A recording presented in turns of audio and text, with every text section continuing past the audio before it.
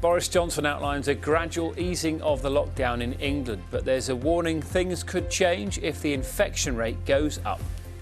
If there are problems, we will not hesitate to put on the brakes. We've been through the initial peak, but it's coming down the mountain that is often more dangerous. We'll be allowed to spend more time outdoors and some workplaces and schools could reopen, although most of the measures won't apply to Scotland, Wales and Northern Ireland. More people who can't work from home are being encouraged to return to work today. But can businesses ensure their safety? I'll talk to the boss of Hopkins. More exercise and more sport. Golf, tennis and fishing will be allowed in England from Wednesday as long as social distancing rules are followed, but you can only play with someone from your household. The Prime Minister has outlined measures to start a very gradual easing of the lockdown in England. This was during a televised address. He said the government's message will change from stay at home to stay alert. But the message won't change in Scotland, Wales and Northern Ireland. Boris Johnson also said anyone who can't work from home should return to work from today, but to avoid public transport if possible. Well, from June the 1st, primary schools in England could see a partial reopening. That starts with reception and years 1 and 6. There are no plans for a full return of secondary schools before September, but pupils facing exams next year might get some time with their teachers before the summer.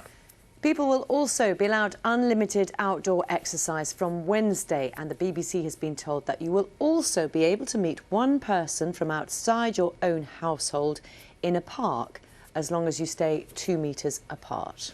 Well, from July, at the earliest, some cafes and other public places might be reopened. The government will issue 50 pages of guidance on those new measures later today. Ready, steady, slow is the Sun's take on Boris Johnson's televised address, with the paper reporting the Prime Minister's warning that it would be madness to lift restrictions too quickly and risk a second spike of coronavirus infections.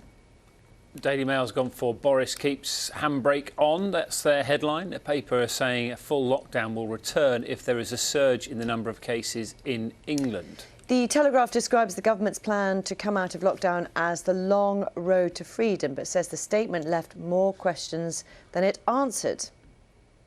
And the Scotsman reports on the message from the First Minister Nicola Sturgeon, who, remember, will be here at 8:30 this morning, who stressed that Scots must stay at home despite conflicting advice for England, of course. Lots of the back pages are looking at an issue that Sally will be going through later as well, about the Premier League's plans to resume. Obviously, some sports returning this Wednesday, but only with people in your household. So, is your wife good at golf? I might be playing on my own, Louise, if I play at all. But opposition to the Premier League's plan to resume because, let's say, for example, Brighton and Hove Albion, they confirmed a third player in their squad has tested positive for Covid-19. So their chief executive was asking for clarity of what would happen if a player tests positive once competitive matches then get underway, which they sort of plan for around the middle of June.